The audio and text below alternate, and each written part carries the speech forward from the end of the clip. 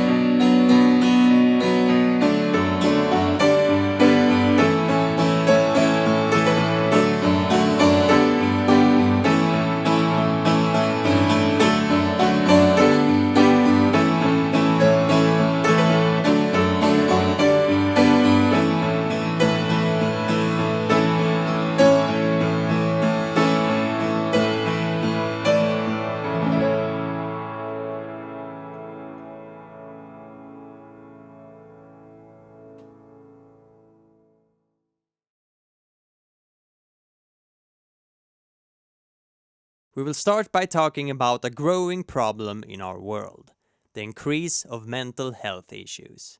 According to the World Health Organization, mental health conditions have increased by 13% in the last decade. But I think video games can play a part in improving this situation, especially games like The Last of Us Part 2. Let's talk about egocentrism. It is defined as the inability to differentiate between self and other, the inability to understand someone else's perspective. Not to be confused with egoism, which is the drive to act only according to your own self-interest. Now, egocentrism is not considered a health issue in itself. It plays an important role in growing up and finding oneself in the world, but when it gets exaggerated due to environmental factors, or lingers until adulthood, it can lead to mental disorders such as anxiety and depression. Analyzing old texts and comparing them to modern equivalents shows that egocentrism has been increasing in our society for several hundred years. And as you all know, if two phenomena have similar trajectories, they have to be connected.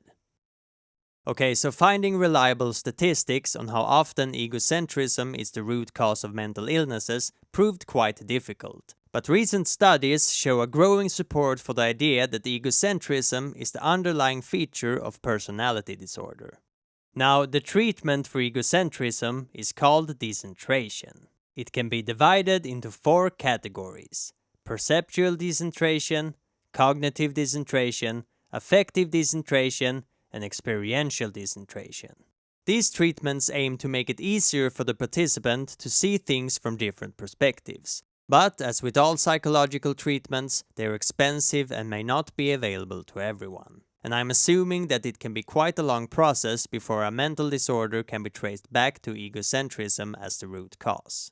So, we're going to look at The Last of Us Part 2 as a decentration exercise, and see how it compares to actual decentration treatment. Let's start by taking a look at a few actual decentration exercises, one for each of the previously mentioned categories, to get a better understanding of how these types of treatments work. Perceptual decentration handles the tangible differences in different perspectives. For example, how certain objects might be obscured from one perspective but visible from another. In the exercise we're going to look at, several participants were placed in different locations of the same room. The participants were then asked to identify areas that were obscured from their point of view but visible from others. For example, participant A is instructed to determine areas of the room that are obscured from them but visible from participant D's perspective. Cognitive decentration concerns cognitive perception. For example, how different people can interpret the same situation differently based on personal preferences, previous knowledge, etc. In the exercise we're going to look at, the participants were divided into two groups. Each group were given a set of cards that, when assembled correctly, told a story. Group A were given a complete set of cards, while Group B were given the same set of cards but with a few cards removed, cards that held key story elements. Once both groups had assembled their cards and had their stories clear, they met to discuss the story. It now became apparent that the two groups had vastly different perceptions of the story, even though most of the story elements matched up. Affective decentration concerns emotional perception. A training session could revolve around a story in which the main character is faced with a difficult decision. Do you know what's not right? Where emotions play a key part. The participants would then try to interpret the story from the main character's perspective and discuss the events from that point of view. Left? Yeah, that's awesome. Experiential decentration focuses on trying to get the participants to experience another perception than one's own. This can be done with role-playing sessions. For example, by acting out a story in which the participants assume the role of characters other than themselves. Now, let's see how well The Last of Us Part 2 would hold up as a decentration treatment. The game starts off with the brutal murder of Joel, one of the two main characters of the first game, a character that you as a player most certainly has formed a strong connection to. You learn that the gang responsible for Joel's death was led by someone referred to as Abby. You now follow Ellie on a long, dangerous journey in search for revenge. The game places you in a situation where you are more or less guaranteed to feel that Ellie has been thoroughly wronged and has every right to retribution. As the journey draws to a close, when Ellie is finally standing eye to eye with the person who took the life of her longtime friend and father figure, ready for the final showdown, the story restarts. You are now in Abby's shoes, replaying the story from her perspective, experiencing her struggles and learning her motives. After an equally long and painful journey, we end up where we left off, at the showdown between Ellie and Abby. But this time you feel different than you did the first time you reached this point. You may still believe that Ellie has the right to revenge, or you might have changed your mind and think that Abby's actions were justified. Regardless, you are no longer drawing conclusions from a one-sided perspective. You have been forced to see the events from both perspectives. Now, let's see how this experience match an actual decentration treatment. Let's start with the perceptual decentration. This one is quite obvious since we are at times experiencing the exact same scenes from different perspectives. The showdown scene is a great example of a visual decentration exercise, just as the one we discussed previously, since key elements are hidden from Ellie's perspective but visible from Abby's. For cognitive decentration, let's do a comparison with the card exercise.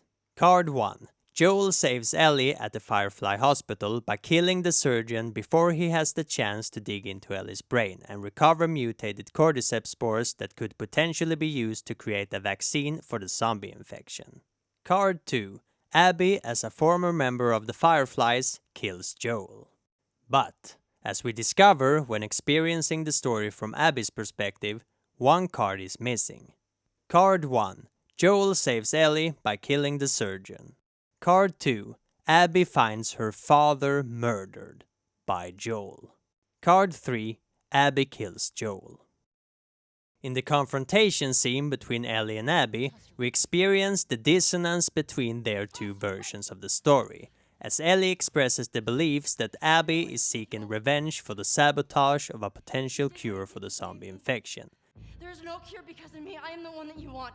Which is not the case. Abby sought revenge for the murder of her father.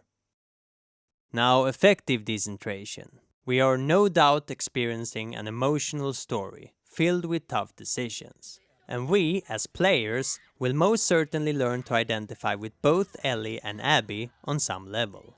We will make up our own mind regarding each decision along the way, and then re-evaluate our perception as we are presented with a different perspective.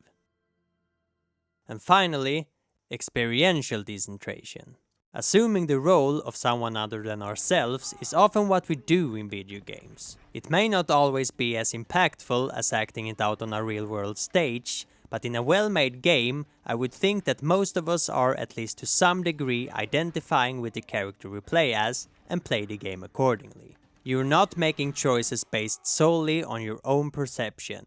You are, perhaps unknowingly, making decisions influenced by the character you are controlling. So, we are definitely being subjected to some form of multimodal decentration exercise in The Last of Us Part 2.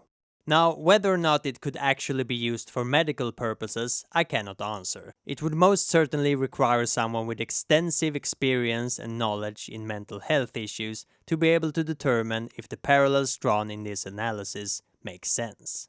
But, regardless, there are other benefits to reducing your level of egocentrism. It can improve your ability to understand instructions and increase your problem-solving skills. So, I'm going to leave you with a challenge. You have 9 dots in front of you. The challenge is to draw 4 straight lines without lifting the pen so that each dot is penetrated by at least 1 line. This is supposedly a good representation of the type of problems you will be able to solve more easily when you excel at being able to see things from other perspectives. Decentration helps you to think outside the box.